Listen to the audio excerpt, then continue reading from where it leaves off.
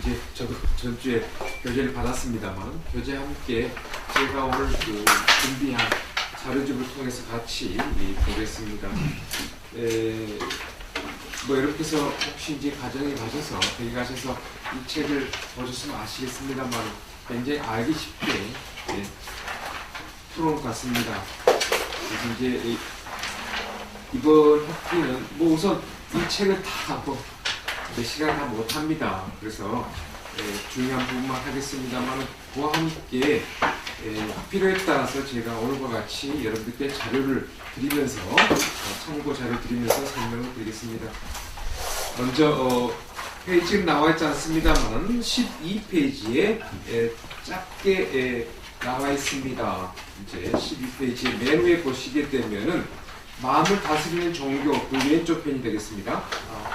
여기 이제 법구경에서 인용되고 있는 것입니다만 제가 이것도 이제 자료로 준비했습니다. 여러분께서 참고하시면서요.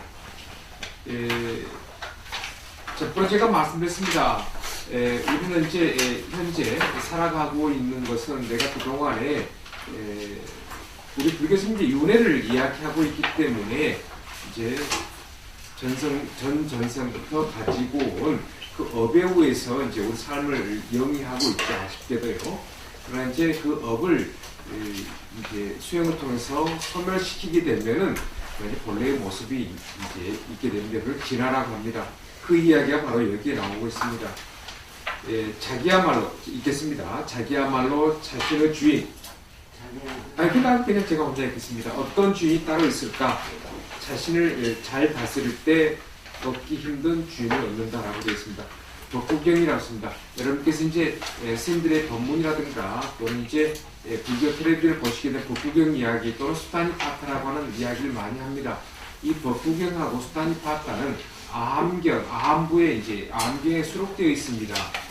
그런데 이제 이 법구경하고 수타니파타는 부처님께서 해놓으신 좋은 글귀를 모아서 해놓은 것이기 때문에 거기에 전부 번호가 붙어 있습니다. 그래서 거기 보시게 되면 이제 법구경 해가지고 160이라고 하는데 이것은 번호를 이야기하고 있습니다. 그런데 이제 여러분께서 좀 여담입니다만은 시중에 가보면은 이제 또 뭐 여기저기 도서관에 가보면 법구경하고 수타니파타라고 하는 이제 경전이 꼽혀 있고 구입할 수 있습니다. 그런데 이제 두 가지 유형이 있습니다. 여러분께서 이제 보시다 보면은 이제 하나는 한역에서 한문 번역에서 한글로 번역해 놓은 것이 하나 있고요. 또 하나는 이제 인도말 빨리어에서 이제 한글로 번역해 놓은 거 있습니다. 그런데 이제 법구경 같은 경우는 대표적인 것이 우리가 이제 법정스님 문고판이 있습니다. 작은 거. 그것은 이제 빨리에서 인도 원어에서 옮겨놓은 곳입니다. 그런데 법정스님, 이제 입적하신 법정스님께서 당신이 빨리를 가지고 번역하신 것이 아니라 일본어 번역본을, 그러니까 빨리를 일본어 번역한 것, 그걸 가지고 이제 번역하셨는데, 근데 내용 참 잘 되어 있습니다. 법정스님이. 그래서 이제 그 외에는 거의 대부분이 한문에서 번역하고 있습니다. 그래서, 여러분께서 이제 보시다가 조금씩 거의 비슷한 내용인데 딱 들어맞지 않습니다.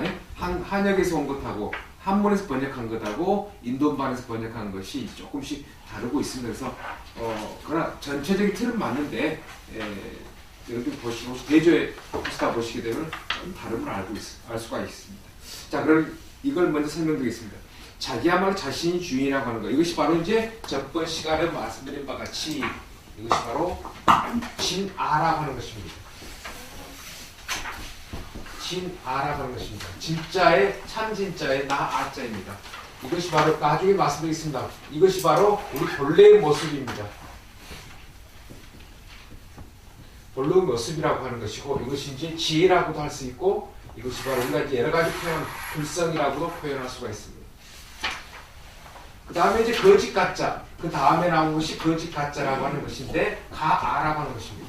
이것이 이제 어배우에서 만들어진 것이고 이걸 갖다 뭐라고 하느냐 고정관념이라고도 합니다. 그 다음에 이것을 또 이제 뭐라고 하느냐 상이라고도 합니다.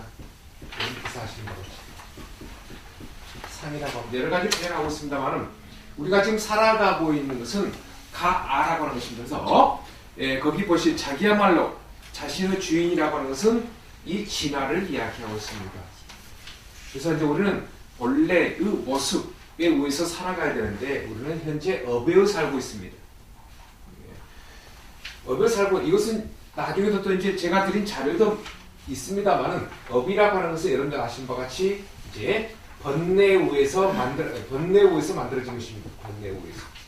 그래서 일거수일투족 하나하나 행위하면 전번 시간에 말씀드린 바와 같이 하나하나 행위를 하게 되면은 이것들이 모여서 업이 되는 것이고 이것이 바로 나만의 마음이 되는 것입니다. 마음이 되는 것입니다.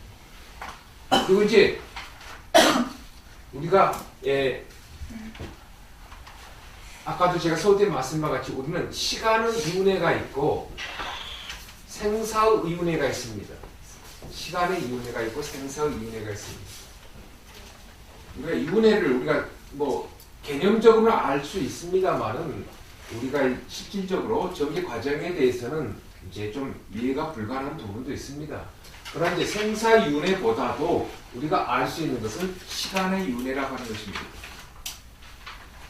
어제 한 것을 오늘 하고 오늘 한 것 내일 반복하고 그 다음에 5년 전에 했던 것을 뭐 2년 전에 하고 또 뭐 작년에 하고 올해 하고 그래서 시간적으로 계속 반복함을 알 수가 있습니다. 그런데 이 시간이 이윤회한다고 하는 것은 곧 생사 이윤회하고 똑같이 이제 현생에 했던 것을 내생이 하고 내생에 했던 것을 전해생에 하는 그런 것을 이야기하고 있습니다. 그래서 우리가 시간의 이윤회를 보게 되면 생사윤회라고 하는 것이 있다라고 하는 것입니다. 이 중심, 이거 윤회를 만드는 것은 조금 전에 말씀드린 것 같이 바로 업이라고 하는 것입니다. 업이 이제 오늘을 만들고 내일을 만드는 것입니다. 이것을 대승불교 오면은 대승불교 오면 이걸 갖다 뭐라고 표현합니다. 정자라고 표현합니다. 여러분들 시아시죠? 시아시죠? 정자라고 표현합니다. 정자라고 하는데 이것에는 선업 정자가 있고 그 다음에 악업 정자가 있고 그 다음에 지혜 정자가 있습니다. 지혜 정자가 있습니다. 그런데 우리 중생들은 지혜 정자라고 하는 것을 가지고 있습니다. 바로 이것이 바로 지혜라고 하고 불성이라고 표현하자. 인간의 본래의 모습입니다. 그런데 인간의 본래의 모습을 업으로 장식해놓고 있습니다. 업에 의해서 움직이고 있어. 업이 꽉 차버렸습니다. 근데 이 업은 누가 만들었느냐? 내가 만들었습니다. 무엇을 통해서? 감각기가 눈, 귀, 코, 혀, 몸, 그 다음에 의식을 통해서 만들어놨습니다. 이거 초기 불교 이야기입니다. 자, 그런데 이제 감각기가 의식에 의해서 업을 만들어놨습니다. 업을 하나씩 하나씩 만들어면 선한 행이 있고 악한 행이 있고 지혜의 행이 있습니다. 그런데 우리 지금 업이 꽉 차 있기 때문에 지혜가 나오지 않습니다. 이 두 가지 범주 내에서 항상 우리 움직이고 있습니다. 그래서 아까 말씀드린 것 같이 선이라고 하는 씨앗, 악이라고 하는 씨앗이 있습니다. 그러니까 내가 일거수일투족을 하나 행동하면 항상 내 마음속에 선이라고 하는 범주 내에서 모습으로서 내 마음속에 저장돼요.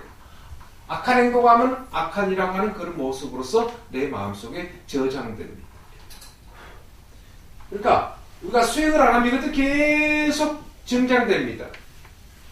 근데 수행을 하게 되면 이것이 없어지는데 수행 안 하면 계속 증장되니까 이 정자라고 하는 씨앗이 계속 나오는 것입니다. 반복되는 것입니다. 반복된다라고 하는 것은 시간의 반복, 윤회가 되는 것이고 생사도 반복되는 것입니다. 그래서 윤회라고 하는 것은 이것은 업을 이제 수행을 통해서 소멸시키지 않으면 계속 시간이 반복되는 시간, 생사가 반복되는 것, 그 힘의 주체는 업, 그걸 갖다 업력이라고 하지요. 그래서 우리는 이와 같이 인간의 구조가 이렇게 형성되어 있다. 우리 삶의 구조가 이렇게 생겨되어 있다. 그런데 그러나 우리는 지금 현재 살아가고 있는 것은 가아에서 살고 있다. 업에 살고 있다. 그런데 아까도 말씀드린 이거 누가 만들냐? 내가 스스로 행동과 감각기관과 의식에 의해서 만들어지면서 첫째 줄 자기야말로 자신의 주인, 내 주인이 있는데 진안에 있는데 그거 어떤 것이 주인인가? 어떤 주인이 따로 있을까라고 하는 지금 현재의 주인은 아쉽지만 업입니다. 그러나 수행을 하게 되면 진안을 찾게 되죠. 그래서 그걸 알자라고 하는 것입니다. 자신을 잘 다스릴 때, 수행했을 때, 마음 공부를 했을 때 얻기 힘든 주인을 얻는다. 그리고 백천만급 난조를 하는 것이죠. 백급, 천급, 만급을 통해서 얻기 힘든 것인지 불법이고, 자 그만큼 수행을 한다 하면은 결국은 얻기 힘든 언젠가는 깨달음 얻어가지고 주인을, 진화를 얻는다라고 하는 것입니다. 자 그러면 이 관계대 오늘 제가 여러분께 드린 복사물에 어디 2페이지 있습니다. 2페이지 2페이지 보시게 되면 다음 장의 뒷페이지에 맨 밑에 보시게 되면은 중생의 모습이라고 하는 거 있습니다.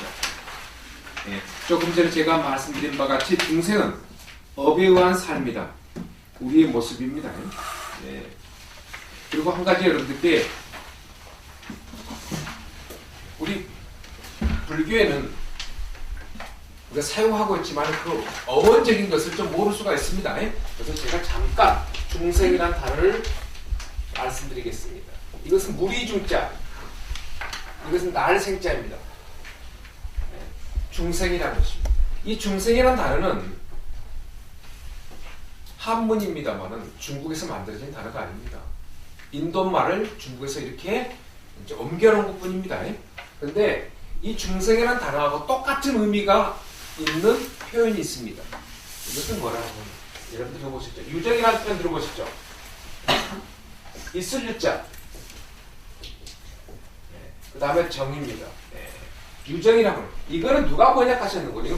구마라집이라고 해요. 여러분들께서 금강경, 반야신경 번역하신 구마라집 스님이 번역하신 것입니다. 근데 유정이라는 단어 누가 번역했느냐? 이거는 현장 스님이 중국에서, 이분은 이제 인도 분이시고 이분은 중국 분이십니다. 이분들이 이제 번역을 영어로 다르게 했어요. 그런데 인도말은 여러분들 아시는 거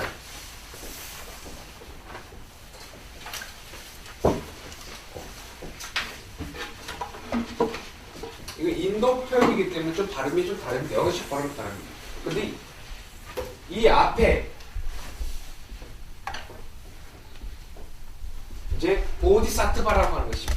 이것을 이제 여러분 아시는 바와 같이 보리, 살타, 여러분들가 보사라고 하죠. 이 표현이 여기서 나왔습니다. 보디사트바에서 이제 나온 단어입니다. 지금 우리가 공부하고자 하는 이것입니다. 근데 이제 한 가지 더 말씀드리면 이것은 깨달음입니다. 보리라고 하는 것은 깨달음. 이것은 중생, 아까 말씀드린 것 같이. 그래서 보살이라고 하는 의미는 스님들께서 여러분들께, 특히 여자분들에게 한국만 그렇습니다. 다른 데서는 여자분들에게 보살이라고 하는 일본이라든가 중국이라든가 뭐 남방불교 국가, 태국이나 미얀마 여자분들한테 전혀 보살하고 쓰지 않습니다. 우리 한국만 씁니다. 그래서 이제 이것은 이제 1980년 전후에 우리 한국에서 그렇게 이제 전해진다고 하는 표현입니다. 그래서 이제 보리살타라고 하는 것은 이것은 깨달음을 구하고자 하는 중생이 보살입니다. 근데 여기서 보리라고 하는 깨달음은 현재입니다. 깨닫고자 하는 사람입니다. 그런데 여기서 파생된 단어가 있습니다. 이따 나오고 제가 전번 시간 말씀드렸습니다. 붓다라고 합니다. 붓다. 이 붓다라고 하는 것은 이 사람은 깨달은 자입니다. 이것을 한문으로 말해서 깨달을 각자, 우리 좀 이따 나옵니다만은 깨달은 자, 각자라고 합니다. 깨달을 각자 놈자자 써가지고 각자라고 합니다. 그래서 부처님은 깨달으신 분이에요. 과거형입니다. 과거형입니다. 이 사람은 깨달았어요. 이것이 과거형의 의미입니다. 이것이 인도말에서. 그래서 부처님은 깨달으신 분, 과거형입니다. 그런데 여기 있는 우리는 무엇입니까? 보리살타, 보살이야지. 열심히 수행하는 사람이에요. 근데 아까도 말씀한 같이 여러분들 이제 우리 그 사부 대중은 무엇이죠? 비구, 비구니, 남자 스님 비구, 여자 스님 비구니. 그리고 이제 남자 신도 청신사, 여자 신도를 청신녀 해가지고 전번 시간 말씀과 같이 스님들만의 모임체를 뭐라고 그러죠? 승가라고 합니다. 승가. 스님들만의 모임체 승가. 네. 이것도 이 승가라고 하는 것이 우리말이 아닌가요? 인도말인가요? 우리는 은연중에 인도말 많이 쓰고 있어요. 네. 이거는 인도말로 좀 들어간가요? 상가를 이것을 중국에서 승가라고 했어요. 승가. 상가를. 그러니까 이제 이것이 승이잖아요. 승인데 여기 전칭이 필요해요. 승님 빼가지고 스님이 된 겁니다. 여기서 나온 겁니다. 스님이라는 표현이 인도말에서 나온 거예요. 자, 그래서 이제 이 스님들 비구 비구니는 스님들이 모여 있는 걸 승가. 근데 사부대중 그래서 청신사 청신녀 이 네 그룹이 모인 것 갖다가 교단이라고 합니다. 교단. 교단이라고 이야기하는데 그래서 이제 아까 얘기 다시 돌아가서 이제 우리 중생들 그러니까 모든 사람들 이야기하고 있는데 스님들만이 그러니까 우리 그 보살님들만이 여자분들만이 보리사타가 아니라 원래는 남자 스님, 여자 스님, 비구 스님, 비구니 스님, 청신사, 청신녀 모두에게 열심히 수행한 사람들을 보살하고 있어요. 그래서 여러분께서 금강경을 보시게 되면은 여러분 아시죠? 수보리라고 그러죠? 수보리 보살 상수 제자입니다. 아주 높은 윗상자에다가 머리 숫자 아주 높은 제자들 중에서 아주 이제 애제자 같은 그 사람을 상수 제자라고 합니다. 근데 그 사람한테 보살이라고 하잖아요. 금강경에 보시게 되면요. 그래서 예전에는 이제 우리 한국을 제외한 모든 인도부터 모든 나라에서는 스님들에게도 보살 이렇게 했는데 우리나라에서는 스님들에게 보살님 그러면 굉장히 기분 나빠합니다. 그러나 이제 저희 학교는 전부 다 학생들이 스님이다 보니까 우리가 아이고 보살님 오셨네요라고 이제 좋은 호칭을 써주긴 하는데 여러분들께서는 스님 지나가시면 아이고 남자 보살님 여자 보살님 하지 마세요. 좀 호칭이 그렇습니다. 호칭이 그렇습니다. 자, 그래서 이제 다시 이야기하겠습니다. 우리가 이제 보디사타바 깨달음 구하고자 하는 중생 부처님은 깨달으신 분이기 때문에 과거형이기 때문에 깨달은 자. 그럼 이제 이것 빼고 지금 이것만 가지고 이야기하겠습니다. 자, 설명하겠습니다. 이 원래는 사가 있다라고 하는 존재의 의미가 됩니다. 이것은 성질 그 다음에 정의 의미가 들어가 있습니다. 근데 T라고 하는 것은 뭐냐면 이 하나 이제 그 우리로 말하는 국유어 현상에서 T가 하나 더 들어갔습니다. T자가 T가 오니까요.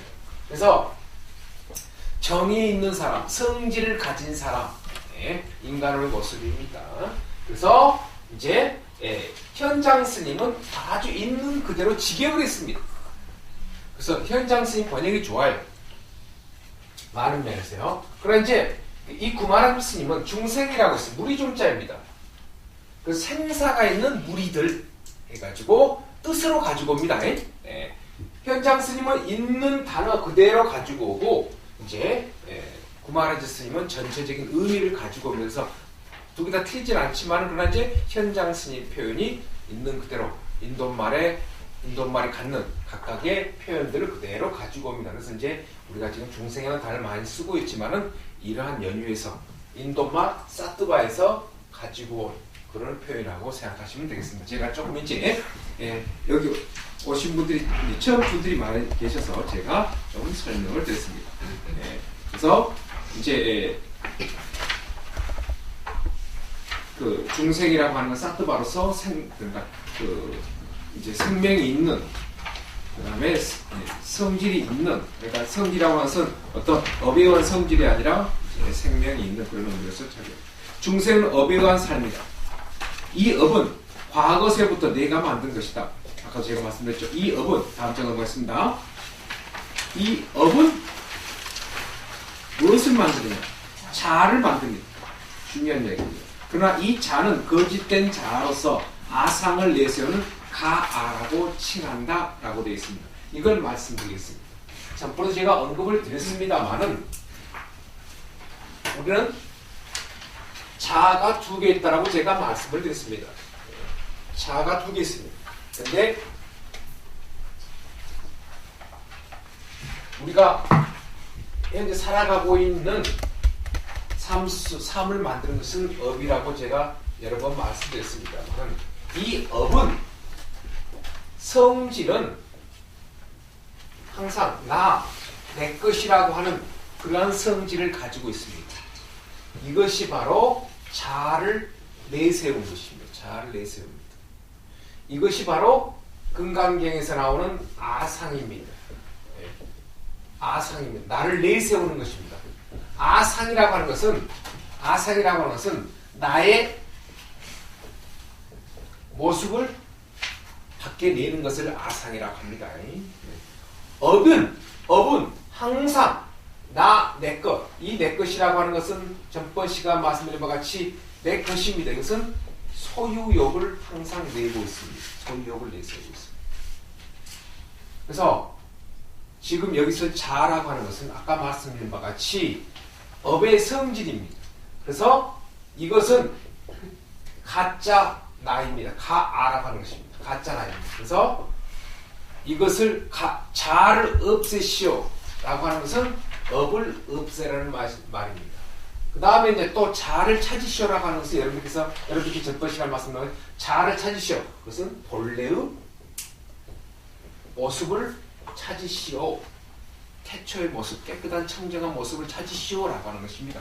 자, 그래서 이제 자아를 만든다. 업은 자아를 만듭니다. 현재 나를 만들어 봅니다. 나를 내세우는 아상을 만듭니다. 그러나 이 자아는 거짓된 자로서 아상을 내세우는 가아라고 칭합니다. 나를 내세웁니다. 항상.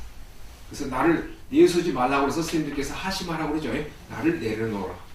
자, 따라서 중생은 업에 의한 자아인 가와 본래의 자아인 진화, 제가 써드렸습니다. 진화, 이게 바로 지혜입니다.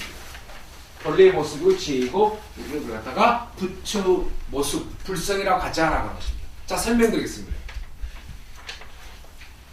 이건 다 같은 말인데, 본래의 모습, 지혜 같은 말인데, 지혜를 찾았다, 본래의 모습 찾았다, 그러면 그 사람은 부처 모습과 똑같다고 해서 불성이라고 하는 것입니다. 절대 여러분들 불성, 부처 성질이 불성이라고 해가지고 이거 부처 성질입니다. 불성입니다. 부처 성질이 따로 내 마음속에 있느냐? 전혀 없습니다. 본래의 모습, 진화를 찾으면은 본래의 모습, 인간 태초의 모습, 청정한 모습을 여기 하얗잖아요. 이 모습에 불과한 것입니다. 그래서 이 모습을 지혜라고 하자.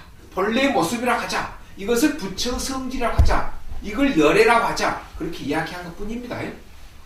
이 하얀 거 찾으려고 노력하면 안 됩니다. 이것도 무엇입니까? 본래 없는 것인데 이거 찾았다고 하면 그것이 또 걸림돌이 되는 것입니다. 장애가 되는 것입니다. 절대 불교는 무아이고 공을 가르치고 있습니다.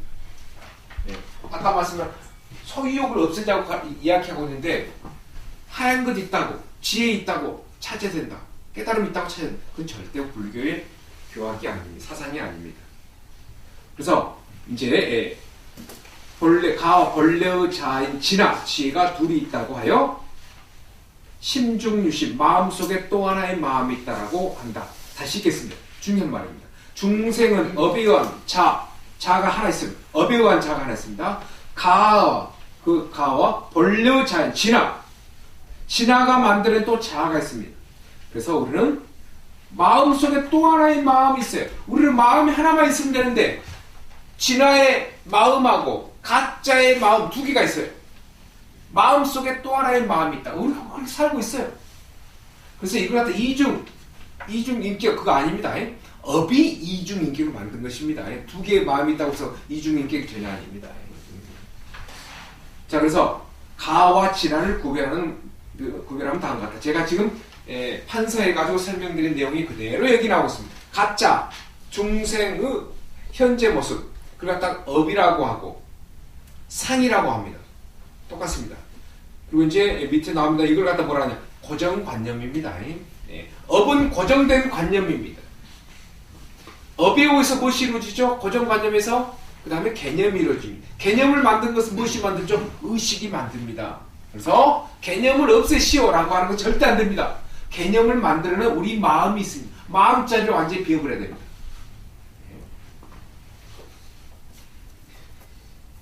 자, 그래서 이제 업에 의해 형성된 자아를 의미한다. 그 다음 진화가 있습니다. 그 밑에 한문입니다. 인간 본래의 모습, 본성, 그 다음 지혜의 모습, 그리고 한문도 있습니다만은 청정식, 청정한 모습입니다. 그 다음에 흰백자, 깨끗할 정자, 백정식이라고 합니다. 우리 마음을 흰백자, 깨끗할 정자, 백정이라고도 합니다.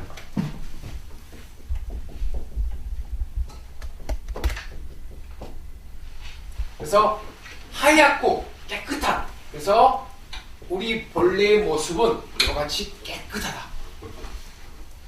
티가 하나 없습니다. 업이 하나도 거기 머물지 않다는 것입니다. 그 이야기를 가지고 청정식이니 백정식이니 라고 언급을 하고 있습니다. 그 사람을 깨달은 자, 열반에 든 자. 나중에 이제 여러분께 깨달음에 대해서 이제 말씀을 드리겠습니다만은, 깨달음이라고 하는 것, 또 우리 책에도 나옵니다. 깨달음이라고 하는 것은 고통에서 벗어나는 것입니다.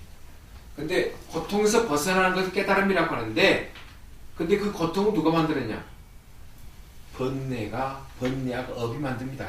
근데 그 번뇌 누가 만들었죠? 내가 만든 것입니다. 뭘 통해서? 아까 말씀드렸죠.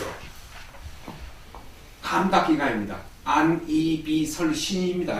눈, 귀, 코, 혀, 몸입니다. 이 5가지로 불교는 감각기관에 그 외에도 있습니다만 이걸 대표적으로 이야기하고 있습니다. 눈, 귀, 코, 혀, 몸입니다. 그리고 의식이 되겠습니다. 이걸 갖다가 우리가 육식이라고 이야기합니다. 안, 이, 비, 설, 신, 의 6개죠? 이걸 갖다가 육식이라고 하고 있습니다. 네, 육식. 자, 그래서 이제 그 고통에서 벗어나는 것, 고통은 번뇌와 업에 의해서 벗어나는 걸 갖다가 깨달음이라고 하는 것이고, 열반이라고 하는 것도 다음에 나옵니다만은, 열반이라고 하는 것은 불이 꺼져 있는 상태를 열반이라고 합니다. 불이 꺼져 무엇이라고 했죠? 탐진치가 없는 것을 이야기하고 있습니다. 자, 그 다음 무아의 모습, 공의 모습, 아공이라고, 한번 아공이라고 되어 있습니다. 자, 무아의 모습이고 공의 모습, 이것도 이제 다음에 깨달음을 이야기하고 하겠습니다만, 자, 다시 한번 말씀드리겠습니다. 우리는 진짜 수행을 안 하다 보니까 전전생부터 만든 업이 계속 내 마음속에 저장되어 있습니다. 그런데 수행을 하게 되면은 그것이 우리 업은요, 일괄적으로 없어진 거 아닙니다. 하나씩 없어집니다. 하나씩 없어집니다. 자, 그런데 이제 업이 무엇을 만든다고 그랬죠? 자아를 만든다고 그랬죠. 그러면 업을 없애버렸습니다. 그럼 뭐라고 해요? 무아라고 이야기해요. 무아라. 이거 정신적인 무아입니다. 이 건물도 무아입니다. 지금 현재 이것은 강의실로 사용하고 있죠. 강의실이 이름이에요. 실제예요. 그 강의실이 없어져 버렸죠? 그러면은 무아의 성질이라고 이야기합니다. 아셨죠? 물질적인 무아, 우리 마음은 정신적인 무아. 그래서 자아가 없어져 버렸다. 그래서 없을 무자, 나 아자 해가지고 무아라고 이야기합니다. 그리고 또 다른 면에서 공사상의 표현으로서 자아라고 하는 것을 없애버렸다, 나를 없애버렸다라고 해서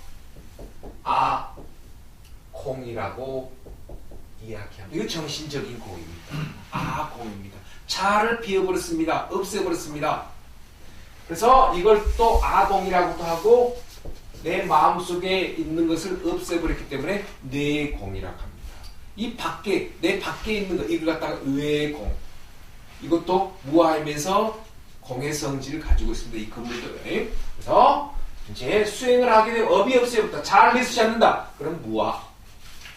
업을 없애서 자아를 비워버렸다라고 해서 공 또는 내공이라는 표현을 쓰고 있습니다. 그래서 여러분께서 이제 상을 없애시오라고 하면은, 상을 없애시오. 아까 이제 업이라고 제가 여기 있네요. 상을 없애시오라고 하는 것은 바로 업을 없애시오. 또 마음을 비우시오라고 하면은 그것은 업을 없애시오. 그래서 같은 말입니다.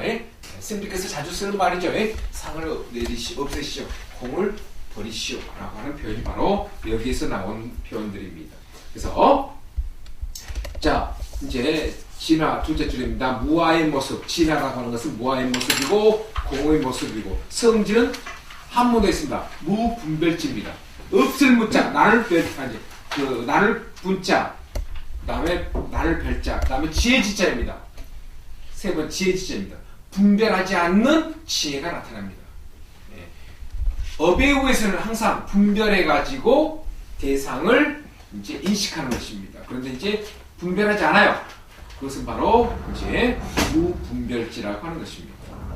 자, 이와 같이 밑에 읽겠습니다. 이와 같이 중생들은 업에 의한 가 고정관념, 중생의 마음에 의해 자, 먼저 가 다시 설명하겠습니다. 주체와 객체를 상대적인 개념, 유무, 있다 없다, 긍정 부정, 선악, 중생의 의식으로 대상을 인식합니다. 이것을 우리는 틀린 지각이라고도 합니다. 인식하는 것마다 다 틀리게 합니다. 자, 다시 말씀드리겠습니다. 이것도 예전에 말씀드렸습니다만 우리가 가짜 마음, 가라고 하는 항상 나, 너, 내가 주체이고 여러분들이 객체이고 여러분들께서 보면 여러분들이 주체고 내가 객체입니다. 그걸 또 다른 표현하면 인과 연이라고도 할 수가 있겠습니다만 항상 우리는 주체와 객체 그것을 내가 여러분들 볼 때 여러분들 분별심으로 보고 또 여러분들이 나를 볼 때 분별심 본다는 것입니다. 중생들은. 그래서 그것을 다른 표현으로 하면은 유에 집착한다라든가 무에 집착한다 또는 긍정에 집착하고 무에 부정에 집착하고 또는 선에 집착하고 악에 집착합니다. 그래서 우리는 유무 선악 전번에 봤습니다. 정사 옳고 그름 항상 우리는 이와 같은 상대적인 것에 의해서 하나를 결정하려고 노력하고 있습니다. 맛있다 맛없다 예쁘다 밉다 거기 그러한 범주에서 그러한 카테고리에서 항상 무엇을 정하려고 합니다.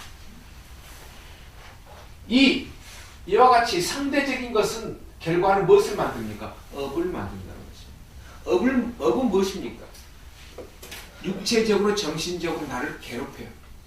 꽉 올가맵니다. 올가맵니다. 그래서 업을 갖다 개방, 묶을개자 그 다음에 그 묶을개자 몇 박자를 해가지고 딱 나 자신을 이렇게 묶어버려요. 번뇌라고 하는 업이라고 하는 것이요. 나를 굉장히 힘들게 만듭니다. 그래서 이것들 업만 만듭니다. 그래서 불교에서는 이것을 벗어나시오 라고 해서 예전에 말씀과 같이 무, 그 다음에 선, 그 다음에 정이라고 하는 표현을 또 이야기하고 있습니다. 이거는 상대적인 것이고 이것은 절대적인 것입니다.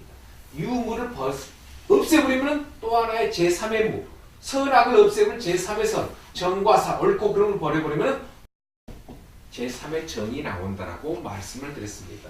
이것은 깨달은 사람에게서 얻어지는 것입니다. 우리는 항상 이 카테고리 속에서 우리는 살고 있으니까 맛있다 맛없다 예쁘다 밉다라고 하는 그 상대적인 것에서 의해서 만들어지면 항상 업만 만들고 나를 힘들게 한다는 것입니다. 내가 만듭니다 스스로. 그래서 이것을 버려버리게 되면 우리가 절대적인 세계에서 이루어진다. 그것이 바로 이제 주체와 객체를 상대적인 개념에서 이제 대상을 인식하는 것. 그것을 버려라. 그래서 모든 것은 여기에 의해서 만들어진 것은 다 틀린 인식이라는 것입니다.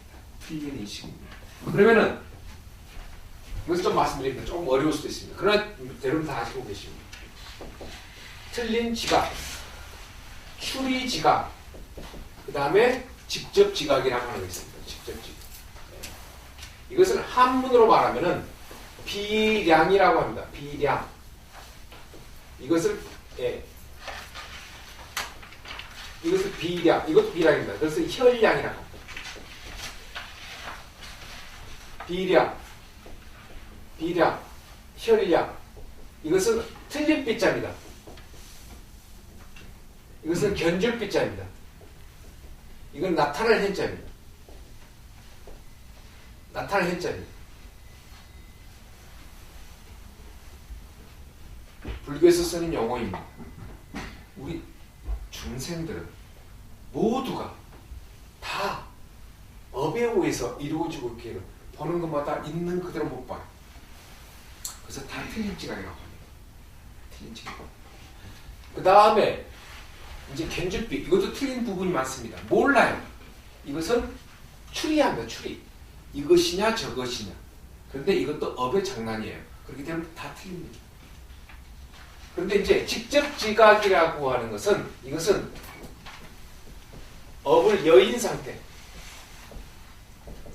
이것은 지혜의 섭니다. 있는 그대로 보는 것입니다. 그래서 나타나 있는 그대로 보는 것입니다. 헤아림입니다. 이것은 헤아릴 양자입니다. 헤아릴 양자입니다. 있는 그대로 봅니다. 어비웃을 보지 않아요. 마음과 대상이 하나가 됩니다. 마음과 대상이 하나가 됩니다. 이것을 한문으로 쓰겠습니다.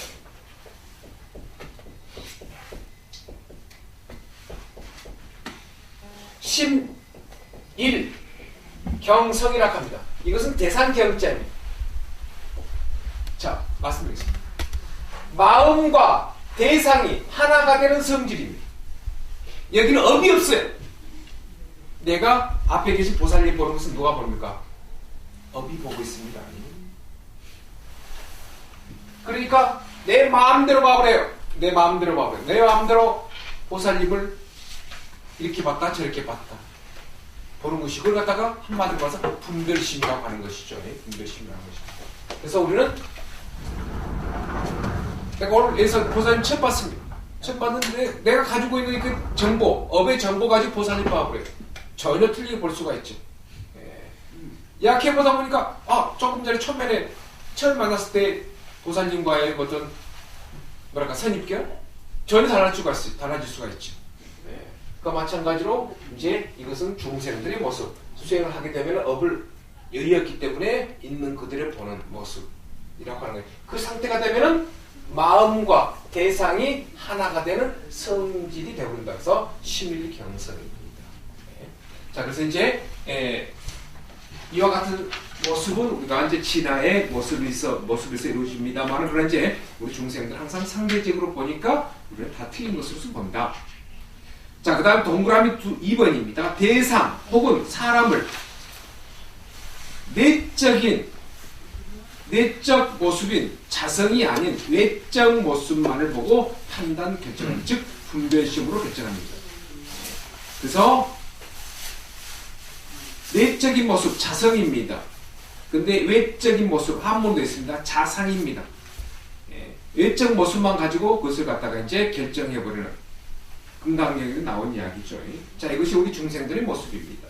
자, 밑으로 들어가겠습니다. 그러나 수행자는 이와는 다르게 진화, 본래의 모습에 의해 주체와 객체를 상대적인 분별심으로 인식하는 것이 아니라 절대적인 무분별치, 지혜로 대상을 인식해버립니다.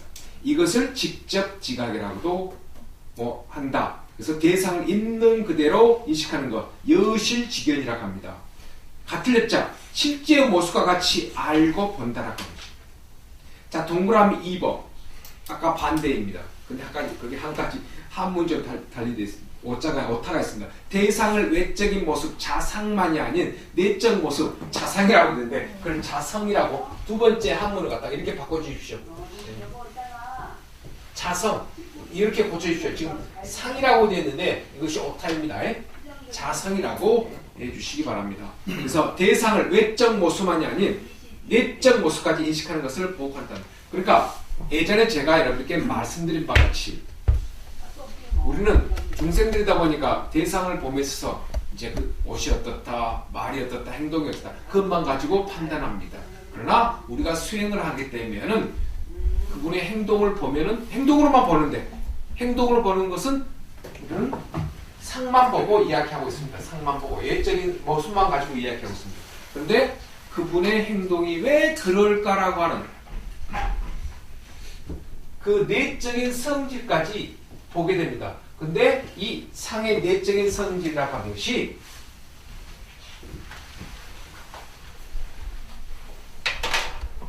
그 사람의 감각기가 행동을 봅니다. 그 다음에 그 사람이 무엇을 볼 수가 있느냐. 행동을 보면 무엇을 본다고 그랬죠? 의식을 봅니다. 의식을 보면 뭔다고 그랬죠? 그 사람의 마음까지 읽을 수 있는 내 자신이 됩니다. 그러니까 뭐라고 그랬죠? 이걸 갖다 통할 통자. 그 사람의 타인의 마음까지 읽을 수 있는 능력이 생긴다. 이것이 우리 불자들이 수행을 하게 되면 마음 공부를 하게 되면 얻어지는 것이라고 말씀드렸죠. 그래서 제가 전번 시간에 말씀드렸죠. 열지 물결석은 볼 수 있어도 한지 사람은 못 본다. 그것은 우리 불교에서는 틀린 말이다. 왜? 그 사람의 행동을 보면은 그 사람 의식을 읽을 수 있고, 지금 그 사람이 선한 행동을 그동안 많이 했는가, 악한 행동을 많이 했는가, 조금 전에 욱한 어떤 행동들이 있었는가, 그 행동을 보면은 그 사람의 의식을 읽을 수 있는 거. 의식이 악한 행동이 많이 있다. 그러면 당연히 그 사람 마음은 악업이 많이 있는 것입니다. 스스로 바꿔서 내 자신이 지금 현재 이 달에 들어서 너무 악한 행동, 안 좋은 행동들이 많이 나와요. 안 좋은 말만 많이 나와요. 그러면 뭔가 여기에 내 자신의 스스로 문제가 있는 것이죠. 그래서 우리가 이제 수행을 하게 되면은 외적인 것에 이제 집착하지 않고 내적 모습과 내적 모습을 볼 수 있듯이 우리는 나 스스로도 그렇고 이제 모든 대상, 어떤 사람들에게 있어서도 외적인 모습만 보지 않고 내적인 모습까지 볼 수 있는 그런 경우가 된다라고 해서 가와 진화에 대해서 제가 설명을 좀 드렸습니다. 자, 그러면 이제 다시 교재를 가면서 설명을 드리겠습니다. 그래서 이제 우리 불교는요, 굉장히 어떤 그 내적인 공부를 하기 위해서 다양하게 언급하고 있는데, 제가 조금 전에 상이라고 하는 표현을 썼습니다만은, 상이라는 표현을 썼습니다만은, 빨리 우리는, 그러니까 불교에서 이야기하고 있는 것은 대부분이 상을 이야기하고 있습니다. 왜냐? 우리의 모습을, 현재를 빨리 알자고 하는 것입니다. 현재를 알면은 내적인 세계를 알 수 있습니다. 근데 내적인 세계를 알기 위해서는 무엇을 해야 되느냐? 수행을. 그것을 갖다가 자리, 위자, 이것을 위입니다. 이것이 무엇이냐? 단계입니다. 무슨 단계냐? 수행 단계입니다. 수행을 하라는 것입니다. 그래서 우리 현재의 모습은 상으로 되어 있습니다. 상을 알게 되면 언젠가 성을 알게 됩니다. 나의 모습을 알게 됩니다. 그래서 나의 모습뿐만 아니라 우주 삼라만상의 모든 생명체의 원리를 알고 있습니다. 알게 됩니다. 근데 그렇게 가기 위해서는 뭐가 돼요? 수행을 해야 됩니다. 그래서 우리 불교의 교학은 전체가 상성이로 꾸려져 있습니다. 상성이로 꾸려져 있습니다. 자, 우주 삼라만상을 아는 거 딱 적혀져 있습니다. 답은 나와 있습니다. 나는 뭐죠? 무아이고 공이고, 물질은 뭐죠? 무아이고 공이고, 다 알고 있죠. 근데 우리가 알고 있는 것은 무엇을 통해서 알고 있죠? 머리를 통해서 알고 있다는 것입니다. 그렇기 때문에 말씀드린 바와 같이 우리는 공이 되어버려야 된다는 것입니다. 우리는 전부 다 스님들 법문, 또 우리 이제 수미정사 교양대에 와서 이제 교학 공부를 하시잖아요. 교학 공부를 통해서 뭘 알았습니까? 공이라고 하는 개념을 알았어요. 근데 당시에 인도에서도 공사상이 몇 세기에 나왔는데 2세기에 나왔다고 저는 이번에 말씀드립니다. 서기 2세기경에 나옵니다. 서기 2세기경. 누구에서? 영수 스님에 의해서. 영수 스님이 아주 멋있게 펼쳐놨어요. 공사상 펼쳐놨어요. 근데 많은 스님들이 당시에 이것에만 집착하고 있었던 것이죠. 그래서 개념만 가지고 공을 이야기하지 말아라. 그것도 개념도 공이 되어버려야 된다 해서 공을 이야기하고 계십니다. 그러니까 우리는 아까 말씀드린 것 같이 내공, 외공, 자아가 없어지면 무아이고 공이다 라고 하는 것을 이제 알았습니다. 그 다음에 이 우주 삼라만상, 이 건물 또 무아이고 공이죠. 그래서 내공, 외공을 아는 것, 그것은 우리가 다 쉬워요. 근데 수행을 통해서, 마음을 통해서 그 원리를 아는 것은 또 다른 공입니다. 그래서 이제 그 공을 우리가 찾기 위해서 우리가 수행을 하고 있는 것입니다. 그러니까 업이 계속 있다. 아까 제가 말씀드린 것 같이 우리는 계속 행위를 반복하고 있어요. 그 씨앗을 없애야 되는데 씨앗을 없애는 그 수행을 안 하고 그냥 머릿속으로서만 정자가 이렇고 업이 이렇고 윤회가 이렇고 라고 하면 안 된다 라고 하는 것입니다. 자, 그러면 이제 여기까지 말씀드리고 13페이지에 맨 밑으로 오겠습니다. 이것도 실은 전주에 여러분들께 간단히 조금 소개해드린 바가 있습니다. 자, 불교는 맨 밑입니다. 불교는 그리스도교, 이슬람교, 힌두교 등 세계 여러 종교들과 어깨를 나란히 하며 철학을 넘어 종교로서 역할을 한다. 지금 인도의 종교가 힌두교이죠. 힌두교는 그 이전에 있었던 것은 바라문교입니다. 바라문교가 이제 이름만 바뀌어서 힌두교라고 하고 있습니다. 불교 종교적 특징을 이해하기 위해서는 부처불의 의미를 되새겨 보아야 합니다. 제가 전주에 이거 말씀드렸습니다. 다음 장입니다. 14페이지. 불은 부처님의 가르침, 깨달음의 의미를 포함하고 있다. 그래서 한 가지 여러분 아시겠습니다만은 우리 한문으로는 부처 불자입니다. 그런데 우리가 부처님이라고 하잖아요. 부처님이라고 하는 것은 우리 순수 한글입니다. 그러니까 여기 한문에서 이 한문을 부처 불자라고 합니다. 부처 불자입니다. 부처 불자이기 때문에 여기서 따와가지고 우리가 부처님이라고 하는 존칭을 쓰고 있습니다. 부처님이. 그러나 아까도 제가 한문, 여기 산스크리트 인도말 썼듯이 붓다. 부처불이라고 하는 것은 어떻게 나왔느냐? 인도말을 이것을 붓다라고 합니다. 한문으로서는 불타라고 합니다. 불타예요. 불타. 그러니까 이 불타라고 하는 것은 인도말인 깨달은 자, 부처님을 갖다가 인도말 하기 때문에 이걸 중국에서 스님들이 여기서 그대로 음으로 표현한 음사표기입니다. 음으로 그대로 이제 사진할 때 음으로 그냥 옮겨놓은 거예요. 그래서 불타라고 합니다. 그래서 이걸 가지고 와서 한국말로 부처 불자이니까 부처님이라고 쓰고 있습니다. 그래서 부처라고 하는 것은 부처에는 의미가 없습니다. 인도말에는 깨달은 자 그렇게 이해하시면 되겠습니다. 그래서 첫째 줄에 부처님의 가르침, 깨달음 붓다라고 하는 것은 깨달은 자라고 제가 말씀드렸죠. 그래서 깨달음이라는 의미가 되어 있습니다. 이게. 이 책이 그래도 잘 되어 있어요. 내 설명이 좀 많이 필요하지만은 올해 처음 나온 책인데 책이. 따라서 불교는 부처님의 종교이고 부처님 가르침의 종교이며 깨달음의 종교이다. 전번 시간에 말씀드린 바와 같이 불교라고 하는 것도 밑에 나옵니다. 불교라고 하는 부처님의 가르침이에요. 부처님의 종교가 아닙니다. 부처님의 가르침이 너무 훌륭하니까 사상과 철학이 너무 훌륭하니까 그 부처님의 주위에 사람들이 많이 모이게 돼요. 그래가지고 종교가 모임체가 형성된 것입니다. 그러니까 요즘 말로 하면 부처님 말씀 너무 좋으니까 그 주위에 많은 사람들 모여요. 그러니까 동아리 형성되는 것입니다. 동아리 형성되고 나서 그것이 밖에서 볼 때는 하나의 단체, 이제 종교가 이루어진 것입니다. 그렇게 보시면 되겠습니다.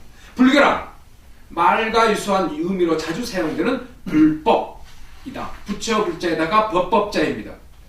불법의 법은 여러분도 아시는 바와 같이 가르침, 진리, 방법, 실천을 의미합니다. 우리가 일반적으로 법은 진리라고 표현을 하고 있습니다. 그래서 부처님의 말씀을 진리라고 하지만 그 자체가 어떤 본래 없었던 것을 만든 것이 아닙니다. 여러분들께서 아시는 바와 같이 부처님께서 설해놓으신 연기법이 있습니다. 12연기법이 있습니다. 부처님이 만들어 놓은 것이 아닙니다. 기존에 있는 것을 정리한 것 뿐입니다. 그 진리, 그러니까 통상적인, 일상적인 그 상황 속에서 부처님이 정리한 것 뿐입니다. 우리의 가르침을 주는 것이. 따라서 불법이란 부처님의 가르침, 깨달음에 이르는 방법, 그리고 부처님 가르침의 실천을 말한다. 그래서 가르침, 깨달음에 이르는 방법, 그 다음 부처님 가르침, 실천, 수행, 가르침, 방법, 실천 방법, 이것만을 부처님이 설해놓고 계신다라고 하는 것입니다. 이는 부처님 가르침을 통해 그 가르침을 실천하여 깨달음을 이루고 구현하는 불교 특징을 잘 보여준다. 그렇다면 부처님의 가르침이란 무엇인가? 자, 그 밑에 이제 빨간 것이 되어 있는데 이것은 유명한 이야기입니다. 법구경에 있는 거. 이제 먼저 읽고 설명드리겠습니다.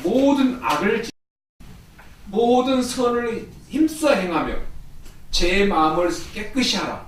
이것이 모든 부처님의 가르침이다. 그래서 이제 모든 악을 짓지 말라. 그것은 제악막작이라고 합니다. 한문으로. 그 다음에 모든 선을 힘써 행하라. 중선, 봉행. 그 다음에 이제 제 마음을 스스로 깨끗이 하라. 그래서 자정기의, 자정기의라 합니다. 이것은 유명한 불교의 정의입니다. 불교란 무엇인가?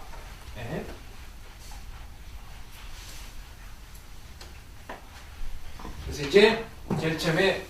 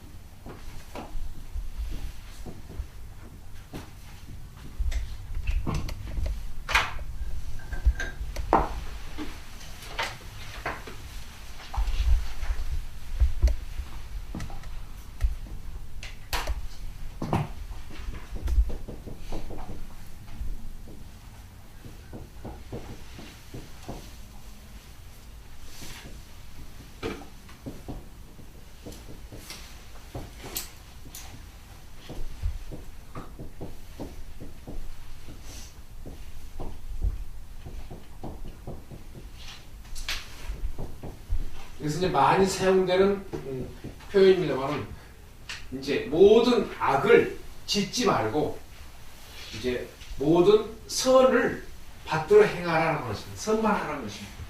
여기서 선이라고 하는 것은 이제 선악을 떠나 상대적인 선을 떠나 이제 절대적인 선이라. 스스로 이제 깨끗하게 하면은 그것이 이제 본래의 우짝바 생각. 그것이 바로 이제 스스로 이제 깨끗하고 청정하게 하는 것이 바로 이제 불교의 모습이다. 이것이 이제 시제 불교 불교이다라고 해서 거기 보시기에 모든 악을 짓지 말고 모든 선을 힘써 행하고 제 마음을 스스로 깨끗이 하고 이것이 이제 의라고 하는 것이 이제 마음입니다. 마음. 스스로 마음을 깨끗이 하고 하는 것이 이것이 이제 모든 부처님의 가르침이다. 그래서 불교에서는 악한 행동 하지 말고 선만 하라. 그렇게 되면 이제 내 마음은 깨끗해진다라고 하는 것입니다. 그래서 이제 선과 악을 떠나면은 이제 바로 이제 마음이 청정해지는 것이고 그것이 불교다라고 언급을 하고 있습니다.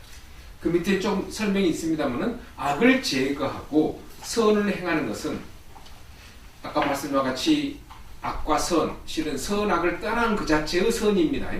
모든 종교나 윤리 도덕의 일반적인 가르침이다. 그러나 불교는 여기에서 그치지 않고 마음을 닦아 청정한 상태를 드러내고자 합니다.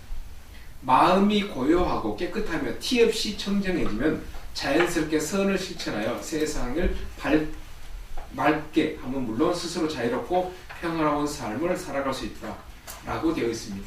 그래서 여기서는 이제 청정한 상태, 마음을 닦아 청정한 상태로 가자. 고요하고 깨끗하게 티 없이 청정해짐이라고 되어 있습니다. 티 없이 청정해진다. 이 티 없이 청정해진다고 하는 것은 우리 불교는 좀 색다르게 표현하고 있습니다. 근데 여기까지 가기는 좀 힘듭니다만 그러나 이제 우리가 안 한 것뿐 낫죠. 이렇게 설명합니다. 우리 이제 비커에 물이 있습니다. 근데 일상적인 생활 속에서 우리 탁합니다. 이렇게 이제 업이 탁한 것이지요. 자, 그런데 이제 절에 와가지고 수행을 통해서 이제 뭐 여러 가지 이제 수행, 기도를 한다든가 그러게 되면은 어떻게 됩니까? 절에 와서 수행을 하게 되면 이제 뭐 스님 법문 듣고 또 열심히 기도하고 그러면은 이 탁함이 이제 가라앉게 됩니다. 여기에 이제 탁한 뭐 흙이라든가 모래가 가라앉게 되죠. 여기까지가 이제 절에 와서 우리가 이제 뭐랄까 고요함을 얻을 수가 있습니다. 그런데 절만 바로 나가게 되면 다시금 누가 뭐 빵빵거리고 차를 빵빵거리고 뭐라고 다시 들 때문입니다. 집에 가서 누가 늦게 왔어 그러면 갑자기 또 이렇게 했던 것이 이렇기 때문입니다. 그래서 우리는 이와 같은 것을 다시 또 반복함이 없이 그러니까 이것이 바로 이제 우리가 이제 모래와 이제 흙이 되겠습니다. 그러나 이것이 업이거든요. 그래서 수행을 거쳐서 이제 이것을 업의 모습을 보자라고 하는 것입니다. 그래서 이것을 갖다가 우리 불교에서는 여러분 아시는 바와 같이 지관이라고 합니다. 멈출 지자. 그 다음 볼관자입니다. 볼관자입니다. 이것을 여러분 아시 쌈맞다 이렇게 들어보시죠. 쌈맞다. 예. 빗바사나. 이빠사나라고 합니다. 이빠사나라고 합니다. 쌈맞다 정나 쌈맞다 이빠사나.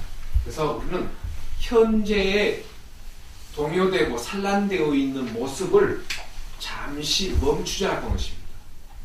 잠시 멈추어서 이제 나의 감각기관이 어떻게 움직이고 있는가라고 하는 것을 유심히 보자라고 하는 것입니다. 보자라고 하는 것입니다. 본다라고 하면은 내 그 어떤 의식의 행위 또는 이제 언어적 행위, 육체적 행위 무엇입니까? 그것이 업을 만드니까요. 그것을 보게 되면은 하나씩 하나씩 아까 말씀드렸듯이 하나씩 하나씩 소멸됩니다. 그래서 수행을 하게 되면 아까 우리 책에서 본 바와 같이 티 없이라고 되는 것이죠.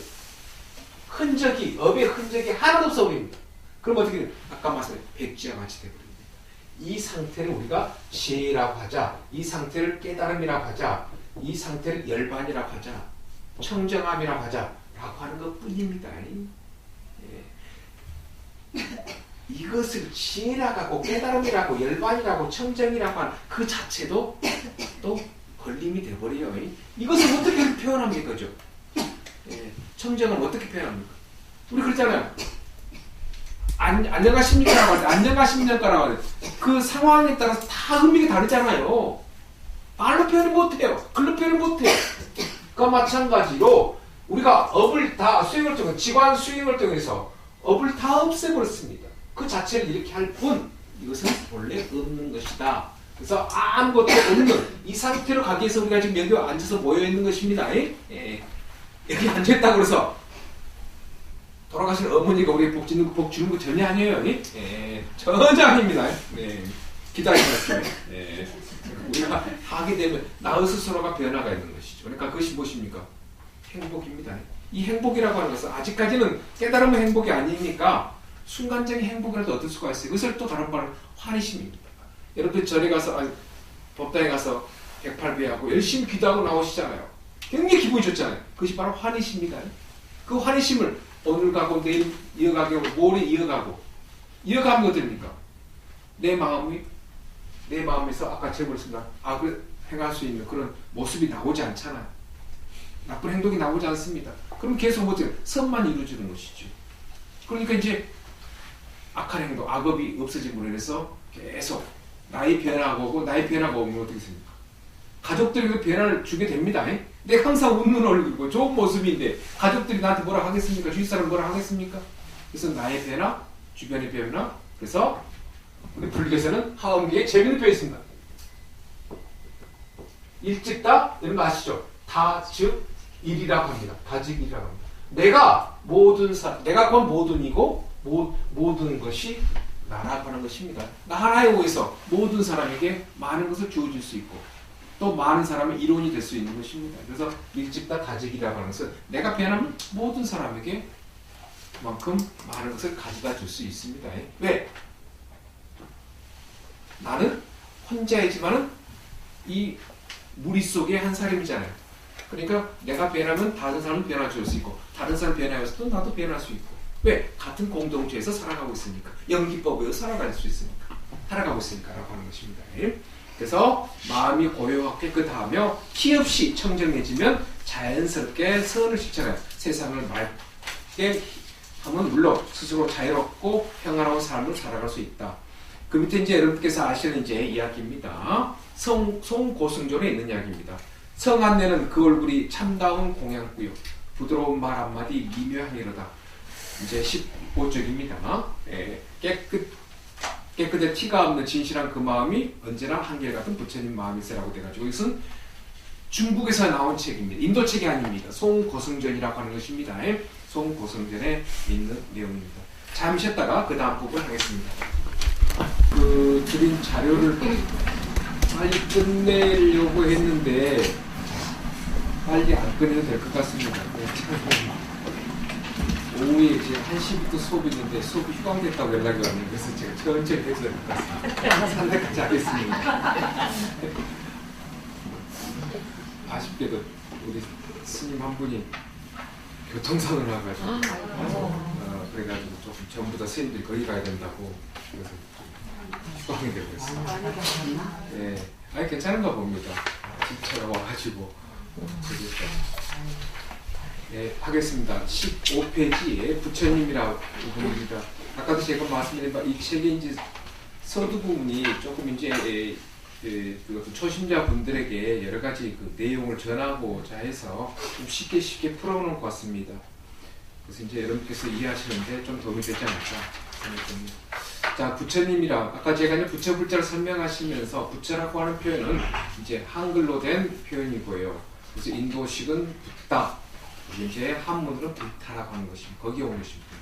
자, 그렇다면 읽겠습니다. 부처님이란 어떤 분일까?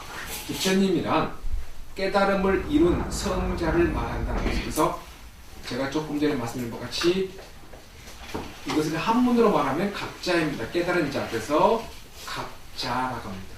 성자를 말한다라고 되는데, 자, 깨달은 자라고 하는데 실은 깨달은 자라고 하는 것은 불교에서는 다양한 의미로 사용됩니다. 그래서 이제 어떤 이제 깨달음의 어떤 단계에 있어서 성자의 단계인데 완전한 성자는 이제 붓다락 할 수가 있겠습니다만, 그러나 이제 어느 정도 이제 지혜를 갖추는 사람부터 시작해가지고 완전하게, 그러니까 업을 소멸시켜가지고 무엇을 성자라고 하느냐, 지혜를 갖추는 사람을 이제 성자라고 합니다. 그래서 지혜를 완전하게 갖추는 자, 아니면 조금만 갖추고 있는, 그러니까 업이라고 하는 것이 있는데 이 업을 서업이라고 하는 것인데 이것을 서서히 없애면은 완전히 다 없애면 완전히 이거 붓다라고 합니다. 깨달은 자입니다. 완전한 깨달음을 얻으신 분이십니다. 그런데 어느 정도 업이 없어졌다, 즉 지혜가 발현됐다고 하는 것은, 이 지혜는 우리 본래는 지혜를 갖추고 있다고 말했습니다. 이걸 불성이라고 이야기했습니다. 근데 이 불성, 지혜를 가려버리는 것이 아까 말씀드린 것 같이 감각기관하고 의식이라는 것입니다. 이것 때문에 이것이 더럽혀진 업을 만드는 계기가 됐던 것입니다. 그래서 이 감각기관과 의식에 의해서 만들어진 업이 없어집니다. 그러면 태초에 있는 지혜가 나온다는 것입니다. 그래서 이것도 발현이라고 이야기합니다. 지혜가 발현되면은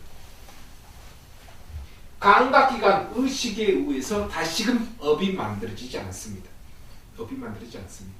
그래서 우리 중생들은 이제 업이 이제 발현되고 업이 밖으로 나온다. 이게 이제 한문으로는 현행이라고 합니다. 업이 밖으로 나옵니다. 현행됩니다. 중생 입장입니다. 그래서 중생들은 이 감각기관 의식을 통해서 또 무엇을 만듭니까? 또 이제 업을 만듭니다. 예. 그래서 이걸 갖다가 업이 다시 된 것 갖다가 이걸 갖다가 훈습이라고 합니다. 훈습됐다는 것입니다. 우리 훈제 있죠. 그와 똑같은 표현입니다. 연기길 훈자입니다. 예. 반복된 이 습이라고 하는 것이 반복되는 것입니다. 그래서 계속 반복되는 행위. 그러니까 업이 밖으로 나왔습니다. 현행됐습니다. 근데 수행을 안 하기 때문에 또 거기서 이런저런 업을 만듭니다.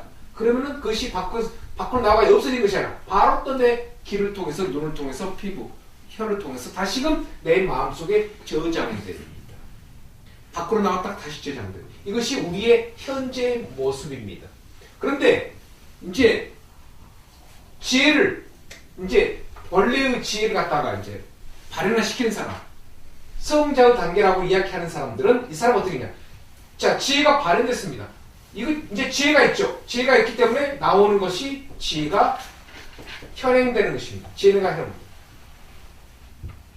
그런데 이 사람은 어떤 사람이냐? 깨달은 사람. 이것은 다시 또 지혜로서 내 마음속에 저장된다라고 하는 것입니다. 다시 말씀드리겠습니다. 이것은 중생의 입장입니다. 중생은 업이 밖으로 나왔다가 다시 또 업이 들어가는 모습입니다. 이 모습이 순식간에 이루어져요. 자, 앞에 계신 거사님한테 거사님 나쁜 사람이라고 하면 그 나쁜 사람이었죠. 내가 입으로 던졌잖아요. 근데 내 키가 살아있잖아요. 내가 이야기했지만 내 귀를 통해서 바로 내 마음속에 저장돼 버리죠. 그래서 나온 것은 순간적으로 0점 몇몇 초 다시 그대로 들어가 버립니다. 또 업으로 나왔다가 현행됐다가 업으로 다시 또 훈숙돼 버립니다. 그래가지고 내 마음속에 또 저장돼 그대로 저장돼 버립니다. 네. 그러니까 3월 12일 날 거사님하고 무슨 이야기 했다. 그 다음 주에 또 만나가지고 전주에 무슨 이야기 했죠? 라고 하면서 또 이야기하는 것이죠. 그래서 업이 나왔다가 업이 들어갑니다. 그런데 수행하신 분들은 이거는 이제 수행자, 깨달은 자들은 지혜가 발현돼가지고 지혜가 밖으로 나왔다가 다시 또 지혜로 훈습해버리는 것입니다. 그래서 이것의 역할은 업입니다. 업의 역할은 무엇입니까? 분별합니다. 분별합니다. 분별해서 내 마음속에 저장시킵니다. 이 사람들은 무엇이냐? 지혜입니다. 지혜에 의해서 지혜는 무엇을 하느냐? 이것은 분별이 아니라 분석을 합니다. 무엇으로? 옳고 그름, 그 다음에 시시비비. 이 시시비비라고 하는 나쁜 것이 아닌 것일 때 하나씩 분석하는 것입니다. 그래서 앞에서 다툼이 이루어지고 있어요. 거사님하고 보사님 싸움합니다. 일반인일 경우는, 이 중생일 경우는 이쪽 편들까 저쪽 편들까, 이것이 맞는가 저것이 맞는가 순간적으로 열륜에 따라서 빨리 결정해버리죠. 그렇지만 수행하신 분들은 흔들리지 않습니다. 가만히 보고 이 상황이 어떻다라고 분석을 해버립니다. 정과사, 시시비비, 이것이 우리의 모습입니다. 그러나 아까 말씀과 같이 우리는 업에 의해서 나도 거기에 동요돼가지고 앞에 싸우니까 나도 얼굴이 빨개지면서 나도 흥분해가지고 거기에 동요돼서 그것을 그대로 내 마음속에 저장시켜버립니다. 그러니까 또 새로운 업이 생기는 것이죠. 그러나 수행하신 분들은 앞에 둘이 싸움하든 셋이 싸움하든 절대 거기에 동요되지 않습니다. 동요되지 않은 분이 흔들리지 않습니다. 전혀 흔들리지 않습니다. 가만히 봅니다.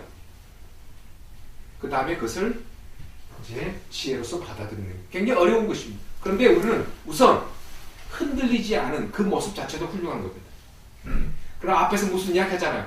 나도 모르게 참견하고 싶고 거기서 거기에 대해서 이제 뭔가 당신 맞아? 당신 틀려? 라고 이야기하는 것이 그것이 분별입니다. 분별심입니다. 그래서 다시 말씀드리겠습니다. 부처님이라고 하는 분은 완전한 깨달음, 그러니까 업이 완전히 소멸되신 분입니다. 그런데 우리가 수행을 하게 되면 어느 정도 이제 업이 없어지면서 본래의 지혜가 나타납니다. 지혜가 나타나는데 이것은 아까 말씀드린 것 같이 그대로 행으로 나타납니다. 행으로 나타납니다. 그래서 이제 깨달은 자라고 하면은 그것을 우리가 무엇으로 알 수 있는지 아까 제가 서두에서 전 시간에 말씀드린 것 같이 그 사람의 행동을 보면은 그 사람이 지혜이냐 깨달은 사람이냐 성자냐라고 하는 것을 행동을 통해서 알 수 있다라고 하는 것입니다. 그러잖아요. 우리가 그 사람 어떤 처음 대면한 사람이 어떤 말을 좀 거칠게 하잖아요. 우리가 말을 안 치면 그 사람 그렇네 라고 이야기하죠. 그러니까 우리는 그 사람 나의 행동을 다른 사람이 알듯이 나도 다른 사람의 행동을 보면은 그 사람이 악한 행동을 많이 하는 사람이냐 선한 행동을 많이 하는 아니면 지혜 행동한다면 그 사람은 이제 수행자로서 지혜 행동을 그 사람은 깨달음을 얻으신 분이시다 라고 우리가 일컫고 있는데, 그래서 깨달음을 이룬 성자, 이 성자라고 하는 바로메터는 행위를 보면 안다, 그렇게 이해하시면 되겠습니다. 자, 그러한 성자는 모든 집착과 번뇌로부터 자유롭게 해탈하는 사람입니다. 집착, 업이 없어져 버렸어요. 이걸 갖다가 아공이라고 합니다. 아공, 아까 말씀드렸죠. 번뇌로부터 자유로워져, 업이 없어요. 번뇌들이 모여가지고 무엇이 한다고 했죠? 업이 만들어진다고 했지요. 해탈한 사람은 스승이 되어 수많은 사람들을 자유와 평화로 이끄는 세상의 법에 같은 존귀한 분이시여, 우리가 그것을 뭐라고 하느냐? 세존이라고 한다고 했습니다. 그래서 제가 전번 시간에 여러분께 말씀드렸죠. 세존이라는 것은 한문입니다. 그런데 우리가 많이 쓰고 있어요. 자, 또 인도만 들어갑니다. 인도만.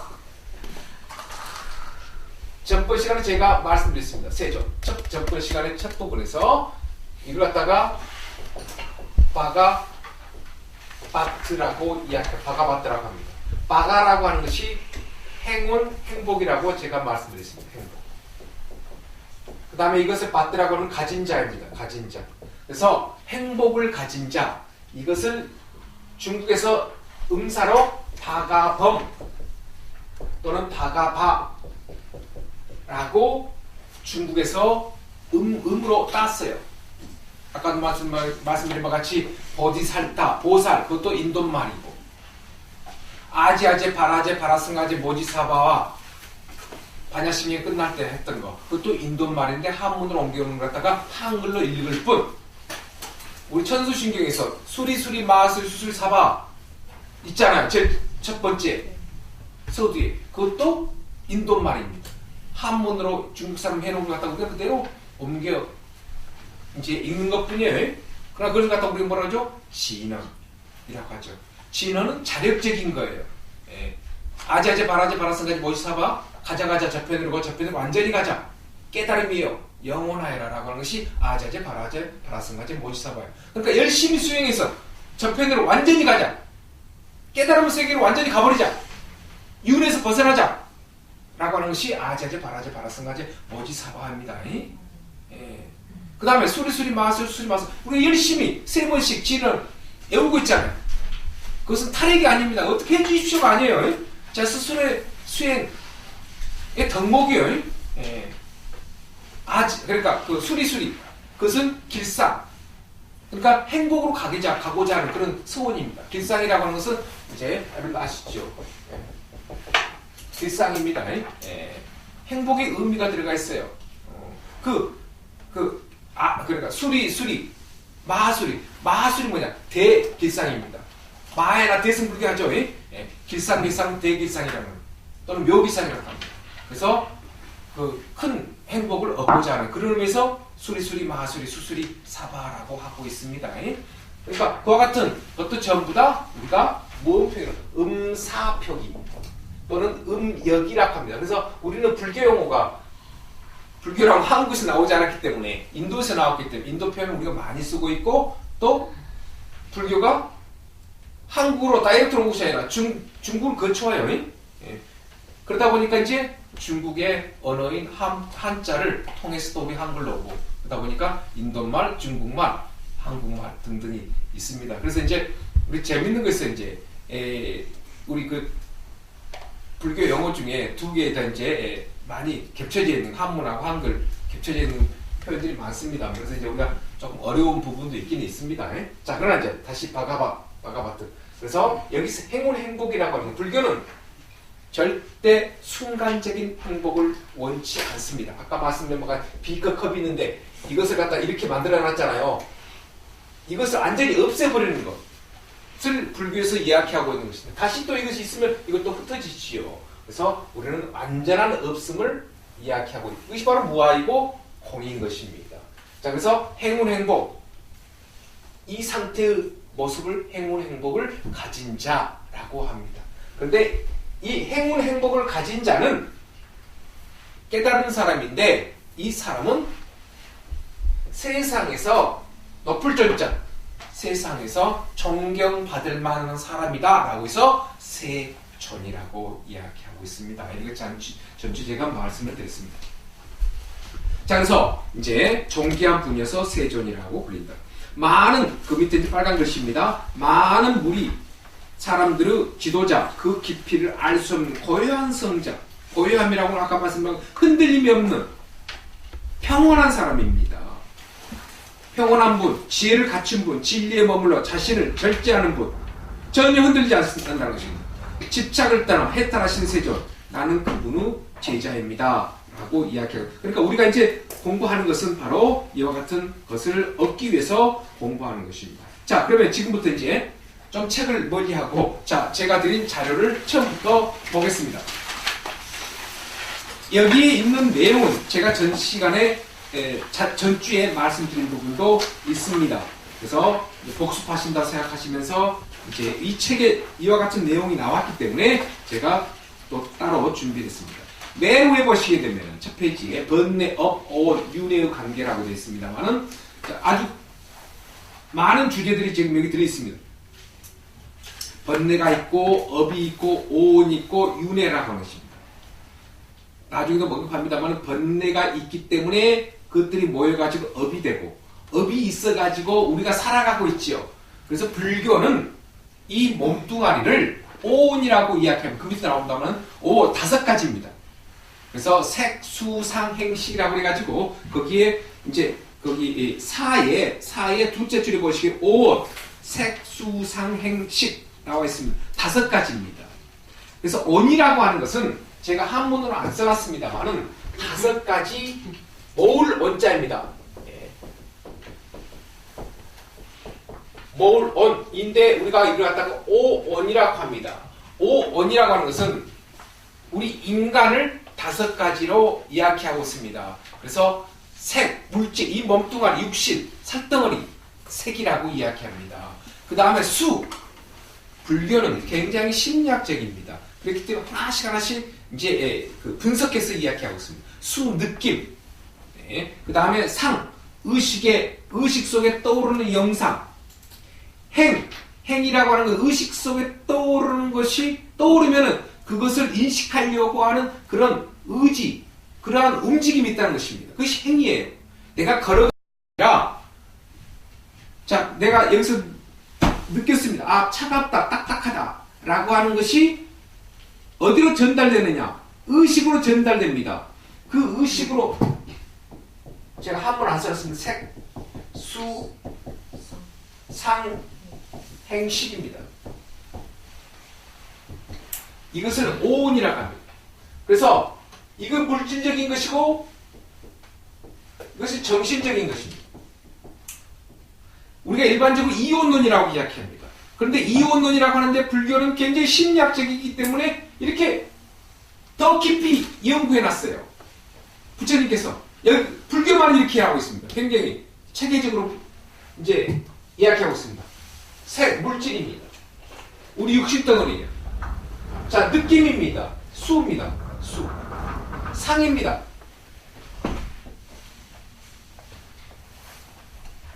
자, 고락이라고 하는 일반적으로 여러분 교재에 보시게 되면 고락, 그 다음에 무기라고 이야기합니다. 이건 지혜라고 하는 것입니다. 그런데 고냐, 락이냐, 우리는 고통을 느낄 때가 있고 락을 느낄 때가 있습니다. 이 범주를 우리가 좋다 나쁘다의 범주를 느끼는 범주를 전부 다 고락으로 하고 있습니다. 그런데 지혜라고 하는 우리 지혜를 갖추지 못하고 있습니다. 지혜를 행하지 못하고 있습니다. 그래서 우리는 고와 락을 느낌 속에서 하고 있습니다. 그런데 만약에 수행을 하신 분들은 고와 락의 범주를 벗어나서 느낍니다. 그래야 불고불락이라고 이야기합니다. 자, 이 느낌을 어디로? 의식으로 전달시켜줍니다. 의식으로 전달시켜줍니다. 의식으로는 2가지로 전달시켜줍니다. 하나는 영상으로, 하나는 개념으로 라고 하는 것입니다. 영상작용과 개념작용으로 건네줍니다. 제가 전번에 말씀드렸었죠. 자, 조계사, 그럼 여러분께서 조계사 가신 분들은 앞에서 보신 분들은 앞에가 자기 경험에 의해서 앞에만, 아니면 대웅전 들어가셨으면 그 큰 불상을 생각하실 수 있는 것이고, 또 조계사 뒤에 총문만 다녀오신 분들은 총문 건물만 생각하실 겁니다. 그래서 자기가 내가 어떤 경험에 의해서 이제 저장해놓은 업에 의해서, 자, 조계사 하면 조계사가 의식 속에 들어옵니다. 그걸 영상작용. 자, 그 다음에 여러분들께 정치, 그럼 정치라고 하는 것이 개념으로 들어올 겁니다. 의식 속에 떠오를 것입니다. 그래서 우리는 2가지로 개념과 영상으로 떠오릅니다. 자, 그 개념과 영상이 어떤 정보가 여기서 수에서 느낀 것이 이쪽으로 올라옵니다. 자, 그 다음에 행입니다. 이 행이라고 하는 것은 느낀 것을, 이것은 무엇입니까? 마음입니다. 마음입니다. 식이란 마음입니다. 마음으로 떠오르면 나 자동적으로 내 마음속에 전달해 줘야지 라고 하는 것이 아니라 자동적으로 내 마음속으로 의지작용이라고도 하고 형성작용이라고도 합니다. 그래서 나도 모르게 내 마음, 의식 속에 떠오르는 것이 내 마음속에 그대로 저장돼 버립니다. 그래서 이것은 이것은 최종 인식작용을 이야기하고 있습니다.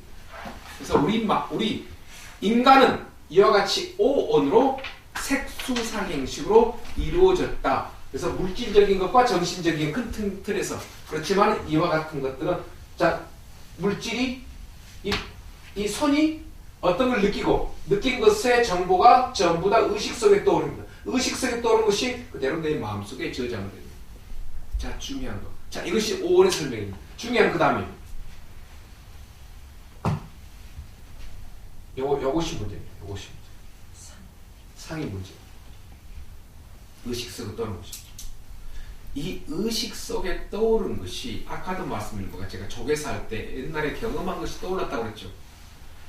과거에 업이 떠오릅니다. 내가 여기서 새로운 감각을 느꼈음에도 불구하고 내 마음속에 저장된 업 가지고 이것을 풀어낸다는 것입니다. 딱딱합니다. 그것은 내가 아까 앞에 계신 거사님 보든 앞에 계신 보살님 보든 전부 다 보고 느끼는 수가 전부 다 내 업에 의해서 결정해가지고 의식 속에 딱 올려줘요. 앞에 계신 분은 관계없어요. 거사님 관계없어요. 내가 거사님 보자마자 내 과거의 거사님 관계 속에서 얻어진 정보가 내 의식 속에 딱 떠오릅니다. 굉장히 무서운 것입니다. 그러니까 앞에 계신 거사님은 앞에 계신 거사님 3월 12일 날 10시에 만난 거사님으로 오늘 만나는 같이 아무런 업이 존재하지 않아야 되는데 우리는 보는 순간 나무를 보든 꽃을 보든 다이아몬드를 보든 금간지를 보든 무슨 대상을 보든 전부 다 과거 것이 그대로 여기에 올라옵니다. 늦게 탄들. 자, 그 다음에 또 하나가 있습니다. 예전에 말씀드린 것 같이 그럼 앞에 계신 거사님 나는 지금 3월 12일 날에 있는 나는 뭐냐라고 하는 것입니다. 한 가지 더 추가됩니다. 자, 과거의 업이 떠올랐습니다. 떠올랐는데 오늘의 현재 계시는 이 거사님의 모습은 여기다가 상에다가 무엇을 하나 우리가 순간적으로 추가시켜버립니다. 생각할 사자를 집어넣어버립니다. 여기에다가 새로운 오늘의 모습을 갖다가 추가시켜가지고 이것을 통째로 내 마음속에 그대로 저장시켜버립니다. 그래서 전주에 만나신 거사님, 이번 주에 만나신 거사님, 다음 주에 만나게 되면 또 전주의 이야기를 하죠. 그래서 우리 마음은 카드 정리되듯이 하나씩 딱딱딱 올라왔다가 플러스 시켰다가 이 살을 집어넣었다가 또 내 마음속에 저장시켜요. 이것이 순간적으로 계속 반복되고 있는 것입니다. 그래서 수행을 통해서 이것을 없애버리면 이것이 나타나지 않아요. 사가 나타나지 않아요. 또 그러니까 또 분배심을 하지 않습니다. 그래서 의식 속에 떠오르는 그 자체가 없어버려야 돼요. 굉장히 어려운 것입니다. 그렇지만 우리 인간의 어떤 그 인식 구조는 이렇게 되어 있다. 또 우리 인간의 모습은 이렇게 물질과 정신으로 되어 있다. 우리가 살아가는 것은 수상행식으로 이루어지고 있다. 그래서 이 색수상행식은 본래 없는 것이고 윤회를 하면 벗어난 것이잖아요. 최종남이 현재 있지만은 그러나 이 죽으면은 윤회, 정신은 윤회하죠. 마음은 유리하죠. 그렇지만은 육체도 벗어나고 또 윤회하게 되면 이제 윤회에서 벗어나게 되면 이제 이 자체도 없어지는 그런 이야기입니다. 자, 그래서 번뇌, 오윤회라고 하는 것이 이제 이러한 의미로 쓰고 있습니다만 한 가지 더 이제 자료를 보면서 또 설명을 드리겠습니다. 불교의 기본적인 것이고 우리 삶의 기본적인 것입니다. 그래서 아까도 우리 그 책에서도 이야기했듯이 불교라고 하는 것은 그 삶의 구조를 이야기합니다. 그 구조를 아는 것은 우리가 스스로 알아야 됩니다. 자, 읽겠습니다. 1. 업은 번뇌에 의해 윤회의 원인이 된다. 그래서 번뇌가 있기 때문에 업이 만들어진다라고 하는 이야기입니다. 번뇌는 곧 업의 근본이다. 이와 같이 혹이라고 하는 것은 미혹할 혹자입니다. 번뇌를 혹이라고도 이야기합니다. 번뇌와 업을 원인으로 말미암아 태어남이 있는 것이며 태어남이 원인이 되어 다시 혹 번뇌와 업을 일으킨다. 이러한 번뇌 혹과 업으로부터 다시 또 생이 있게 된다. 그러므로 존재의 수로바퀴, 이걸 윤회라고 합니다. 윤회는 돌고 도는 것으로 시작이 없다고 알아야 된다. 자, 이렇습니다. 아까 제가 그러면 번뇌는 누가 만들었느냐? 라고 하는 것이 탐진치가 만들었죠. 탐진치를 누가 만들었느냐? 감각기관과 의식에 의해서 만들었습니다. 그러나 그 근본적인 또 그 원인은 또 이따 말씀드리겠습니다.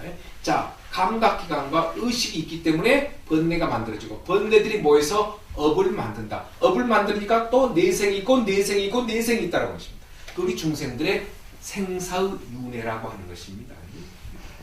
자, 그 밑에 4번이 있습니다. 이건 화엄경에서 지금 제가 읽고 있는 것은 경전에 있는 것을 그대로 번역해가지고 여러분께 읽어드리는 것입니다. 일체 중생계는 모두 3세 중에 있고 3세의 모든 중생은 모두 자 현생이 있고 내생이 있고 라고 하는 것은 전부 오온 덩어리를 가지고 있습니다. 자, 온이라고 하는 것은 모을 온자라고 여러분 억편해 보시게 되면 전부 모을 온이라고 되어 있습니다. 그런데 한글로 많이 번역하신 분들이 이걸 모둠이라고도 할 수 있고 무덕이라고 돼요. 그래서 학자들마다 또 스님들마다 자기만의 표현을 쓰고 있는데 그것은 5가지 모임체라고 생각하시면 됩니다. 그러니까 태어남이 있다. 여러분도 하나 전부 다 윤회 속에서의 몸뚱아리는 오온을 갖추고 있습니다. 그래서 오온은 수행을 해서 오온에서 벗어나는 것, 그것이 바로 윤회에서 벗어나는 것, 깨달음을 이야기하고 있다는 것입니다. 모두 오온 가운데 머물고 있다. 모든 오온은 업이 근본이 되며 모든 업은 마음이 근본이 된다. 화엄경에서 이야기하고 있습니다. 자, 그 다음에 이제 업의 형성 과정입니다.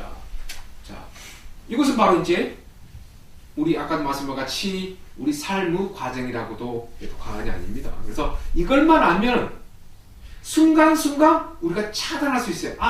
우선 교학적으로 사상적으로 이렇게 우리가 만들어집니다 라고 하는데 이것을 우리가 수행을 통해서 일거수일투족을 속에서 지금 그러니까 우리가 이렇게 이해하시면 되겠습니다. 우리가 옛날에 보게 되면 우리 활동사진이 있잖아요. 그러니까 순간적으로 싹 지나가 버리잖아요. 여러 수많은 카트가 해가지고 한 행동을 만들어내잖아요. 근데 요즘은 그 활동사진 아니잖아요. 필름으로 되지 않잖아요. 제가 좀 설명하기 위해서입니다. 자, 그런데 지금 제가 말씀드릴 것 그것을 알게 되면 이와 같이 교학이 이렇게 된다라고 하게 되면 이제 내가 어떤 행동을 하든 간에 순간순간 하나씩 느린 화면으로 볼 수 있다라고 하는 것입니다. 예전에 말씀드렸죠. 내가 잠자기 전에 잠자리에 누워있어요. 누워있을 때 의식이 떠오르잖아요. 의식하고 자 내가 어떤 친구에 대해 생각하고 있어요. 그것을 누워있을 때 볼 수 있잖아요. 내가 지금 A라는 친구에 대해서 이렇게 생각하고 있구나. 또 내가 옛날 어머니와 관계를 이렇게 회상하고 있구나라고 하는 거죠. 그렇게 내가 의식 속에 떠오르는 것을 볼 수 있고 읽을 수 있듯이 내가 복잡한 그런 일상생활 속에서도 수행을 하게 되면은 느린 화면으로 하나씩 내가 지금 손이 어떻게 움직이고 있다, 내가 어떻게 말하고 있다, 무엇을 보고 있다, 어떤 생각을 하고 있다, 그것을 알아차릴 수 있다는 것입니다. 그것을 우리가 해야 된다는 것입니다. 해야만이 얼른 스톱을 시킵니다. 근데 그 스톱을 못 시키면 계속 하고 있어요, 벌써. 그럼 어떻게 됩니까? 또 업이 생기는 거죠. 그래서 우리는 자기 스스로, 내 스스로가 한번 그런 연습을 해보자. 그것이 수행인 것입니다. 자, 어떤 과정 속에서 이루어지는가? 교학적으로 봅시다. 업의 형성 과정. 업의 형성 과정은 1. 나 자신과 나와 대상을 만나. 이것이 바로 인과연입니다.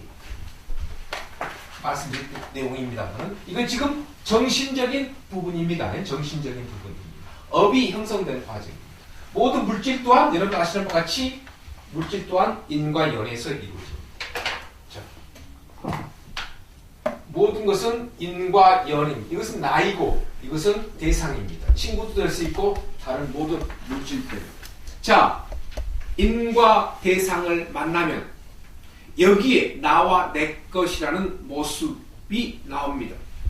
자, 인과 연에 의해서 그 다음엔 무엇이냐? 나와 내 것이라고 하는 나의 사고가 무엇입니까? 자아와 소유욕이 여기서 딱 나와버립니다. 누구에 대해서 요 연을 가지고 연에 대해서 나를 내세우고 가지고 싶어하는 저 앞에 계신 보사님하고 만나서 이야기하잖아요. 이야기하면서 내 것을 이야기하고 싶어해요. 그것이 무엇입니까? 소유욕이 욕입니다. 소유욕입니다. 내 것입니다. 이걸 갖다가 한문으로 아라고 하고 이것을 내 것, 이것을 소라고 합니다. 이것이 물건이에요. 물건. 자, 그래서 나와 내 것이라는 소유욕이 나옵니다. 자, 세 번째, 이것으로 인하여 의식이 움직입니다.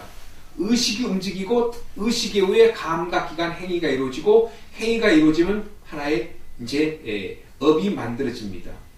자, 그래서 이제 그 밑에 표가 있습니다. 인과 연, 대상에 대해서 내 것이라는 집착이 이루어집니다. 그래가지고 이것이 이제 의식으로 움직이고 의식에 의해서 행위가 이루어지고 행위가 이루어지면 이것이 번뇌가 만들어지고 바로 이제 업이 이루어진다라고 하는 것입니다. 예, 행위에 일단 제가 줄였습니다만 번뇌 업이 만들어집니다. 그 다음에 생사윤회에 이루어집니다. 그러니까 내가 대상을 만났을 때 친구를 만나고 남편분을 만나고 아드님을 집에서 만나고 누구를 만나든 내가 대상을 만난 순간 절대 이것이 나오지 말아야 됩니다.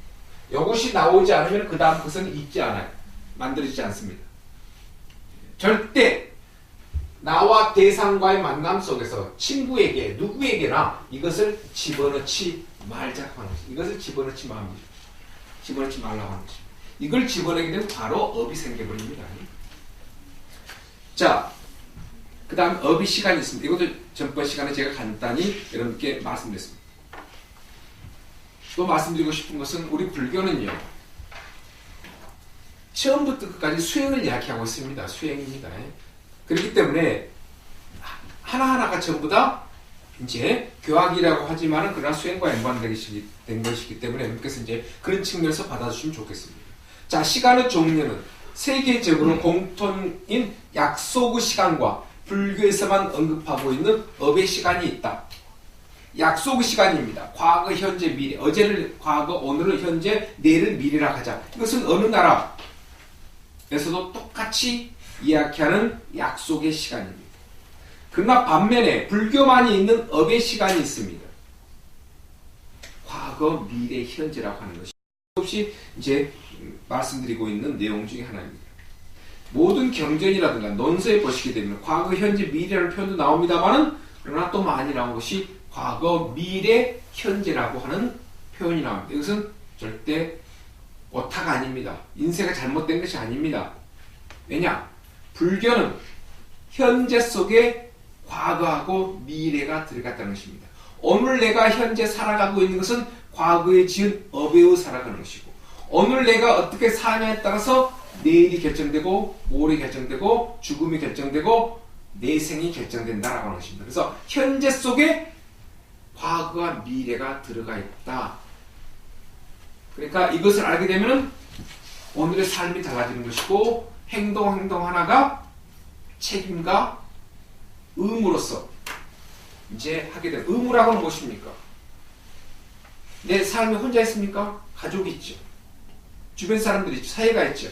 그래서 업을 없애고자 하는 그런 이제 책임, 그 다음에 나와 주위하고 함께 있는 의무, 그런 것들을 이제 새롭게 보게 되는 것이어서 업의 시간, 까르마 시간이라고 해서 현재 속에 과거와 미래가 들어가 있다라고 해서 과거, 미래, 현재라고 이렇게 일컫고 있습니다. 그러니까 하루하루가 삶이 행동이 달라집니다. 삶이 달라져 버립니다. 이런 모습을 알면요, 진짜 달라지는 모습을 우리가 이제 느끼게 됩니다. 자, 그 다음에 깨달음입니다. 아까 제가 이제 해탈이라는 표현을 여러 번 책을 통해서 말씀을 드렸습니다만은, 자, 이것은 이제 같이 자료를 보면서 말씀드리겠습니다.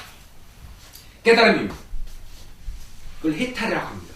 인도말로 그 MOKS가 있는데 S 밑에 점이 하나 들어가 있습니다. 이거 인도식 표기입니다. 이걸 뭐라고 읽느냐?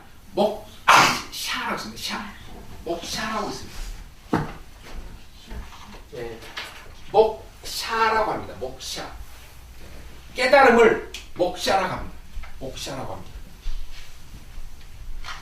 자, 조금 전에 제가 말씀드린 바와 같이 윤회 석방, 해방, 석방, 고통의 석방에서 벗어나는 것, 즉 번뇌에서 벗어나는 것. 해탈이라고 하는 것은 고통에서 벗어나는 것, 즉 번뇌와 업에서 벗어나는 것. 근데 그 번뇌, 업은 누가 만드느냐? 내가 스스로 만드는 것입니다. 그러니까 내가 스스로 결박함, 내 스스로 나를 갖다 꽉 재고 있는 것입니다. 그 재는 것은 누가 만드느냐? 어머니 만들어준 것도 아니고 뭐 친구가 만들어준 거 아닙니다. 스님이 만들어준 거 아니에요. 내가 스스로 만든 겁니다. 그래서 깨달음이라고 하는 것은 번뇌, 업에서 벗어나는 것. 자, 그 다음에 맨 밑에 줄에 열반입니다. 열반을 범어로 산스크리트로 합니다. 니르바나, 빨리어는 니빠나라고 합니다. 그래서 우리가 사용하고 열반이라는 표현은 같은 인도말인데 빨리어, 니빠나에서 열반으로 음이 만들어진 것입니다. 자, 그런데 이제 니빠나, 탐진치, 다음 장입니다. 탐진치 불이 꺼져 있는 상태, 즉 번뇌가 소멸된 상태, 소멸, 멸, 적정이라고 합니다. 적정이라고 합니다. 자, 이것은 뭐냐? 아까 깨달음이라고 하는 것은 번뇌 업에서, 그 고통에서 벗어나는 것. 열반이라고 하는 표현도 깨달음이라고 할 수 있겠는데 이것은 의미가 다릅니다. 이것은 열반이라고 니르바나라고 하는데 여러분들 많이 알고 계시는 니르바나입니다. 그 니르바나라고 하는 의미는 인도의 어원적인 의미는 불이 꺼져 있는 상태입니다. 불이 꺼져 있는 상태. 근데 불을 뭘로 풀이하고 있느냐? 불교에서는 탐진치라고 합니다. 탐진치에 탐욕과 성냄 그리고 어리석음이 있는 것 같답니다. 탐진치라고 합니다. 탐욕, 성냄, 그 다음에 어리석음, 이것을 세 가지 독소라고 해가지고 삼독이라고 합니다. 삼독이라고 합니다. 이 세 가지 독소가 있기 때문에 얻어지는 것이 번뇌고 얻어지는 것이 업입니다. 그래서 니르바나는 불이 꺼져 있는 상태예요. 불이 꺼져 있는 상태입니다. 그런데 불교에서 부처님이 여기다가 불이 뭐냐? 바로 세 가지 독소입니다. 그래서 우리 촛불이 있는데 불이 막 움직입니다. 이것을 움직인다는 것은 무엇입니까? 탐진치, 이 삼독이 있기 때문에 막 이것이 동요되고 혼란을 이야기하고 있습니다. 이 탐진치 불이 없어져 버리면은 움직일 것이 없습니다. 이 자체를 니르바나라고 이야기합니다. 그래서 아까도 제가 말씀드린 것 같이 친구가 다투고 친구가 무슨 말 하잖아요. 너 왜 그래? 너 나쁜 사람이야 라고 하면 나도 모르게 같이 그냥 덩달아서 거기에 대해서 반응을 하잖아요. 움직이지 않습니다. 가만히 있습니다. 그래서 여러분들 한번 연습해 보시라. 친구가 아니 남편분이 아니 부인분이 뭐라 하잖아요. 나도 모르게 거기에 대해서 반응을 하잖아요. 그래서 처음 한번 가만히 멈춰보세요. 멈춰보고 지금 멈추는데 가만히 그냥 멈추지 않았어요. 내가 무슨 말이 여기까지 나왔는가? 무슨 말이 여기까지 나왔는가? 근데 여기까지 나온 말이 내 말이 아니에요. 업의 말입니다. 그러니까 내가 지금 40살이라고 하면 40년 동안 전생부터 가지고 온 그 말이 계속 여기까지 나오는 거예요. 계속 반복돼 나오는 거예요. 그랬을 때 그러니까 멈추자. 나오는 말이 어떤 말인가라고 하는 것을 보고 그 다음에 그런 말을 안 나오게 하면 되잖아요. 그게 뭐지? 업이 소멸되는 것입니다. 다른 수행이 아니에요. 다른 수행이 아닙니다. 그래서 그와 같은 이 세 범준에서 막 움직이는 불을 꺼버리면 그 상태가 다 니르바나라고 합니다. 그래서 점점 동요와 산란, 흔들림이 없으면 지금 수행하고 있는 것입니다. 그래서 가만히 있으라는 거 아닙니다. 그렇다고 해서 다시금 이제 어떻게 없어지니까 어떤 말이 나와도 좋은 말, 그 말을 갖다 우리가 지라고 이야기할 수 있죠. 다른 좋은 표현으로서 억양도 그렇고 표현도 그렇고 바꿔집니다. 행동이 바꿔지는 거예요. 그러니까 이제 부인이 그러니까 남편이 부인이 많이 바뀌어졌구나. 어째서? 절에 가니까. 더 열심히 가시라고 합니다. 더 열심히 가라고. 그 나중에 이제 남편분도, 우리 부인이 절에 가서 많이 바꿔 오니까, 나도 한번 따라가 볼까? 그래가지고 이제 남편분도 오죠. 예. 그러니까 이제 남편분 같이 오셔야 좀 더 많이 가정의 변화가 더 옵니다. 예. 포기하자는 이야기입니다. 자, 그래서 이제, 열반이라고 하는 것은 니르바나. 자, 그 다음에 열반의 종류가 있습니다. 열반의 종류가 있는데, 유여의 열반, 무여의 열반입니다. 자, 있을 유가 있고, 그 다음에 남을 여자입니다. 남을 여자, 의지할 의자입니다. 그래서 나무미 있는 의지처, 나무미 있는 의지처. 그것을 유여의 열반. 무여의 열반은 나무의 의지처가 없는 거예요. 자, 이렇습니다. 여러분도 지금 깨달았잖아요. 오늘 깨달았습니다. 3월 12일 날 12시를 기해가지고 딱 깨달아고 있어요. 그 사람들은 전부 다 유여의 열반입니다.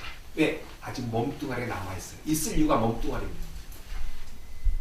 깨달았기는 깨달았지만 몸뚱아리 남아있으면 유여의 열반. 근데 이제 오늘 깨달아가지고 남은 생이 있잖아요. 30년 40년 생이 있잖아요. 그걸 다 살고 이 육신 덩어리까지 벗어버렸으면 그것 다 무여의 열반이에요. 그때는 윤에서 벗어난 사람이에요. 네. 그래서 열반의 종류입니다. 유여의 열반. 깨달음 얻었지만은 몸뚱아리가 있는 거. 무여의 열반. 깨달음 얻었지만 이제 깨달음 얻었죠. 깨달음 얻었고 육신까지 다 버려버린 사람. 그 다음에 원적이라고 합니다. 이걸 갖다가 반열반 또는 인도말로 파리 니르바나라고 합니다. 파리. 반열반입니다. 이것은 또 반열반이나 한문은 의미가 없어요. 인도말에 파리 니르바나가 의미 있습니다. 니르바나는 니르바나인데 열반은 열반인데 앞에 반이 붙어요. 이 파리라고 하는 것은 완전함을 이야기합니다. 완전함.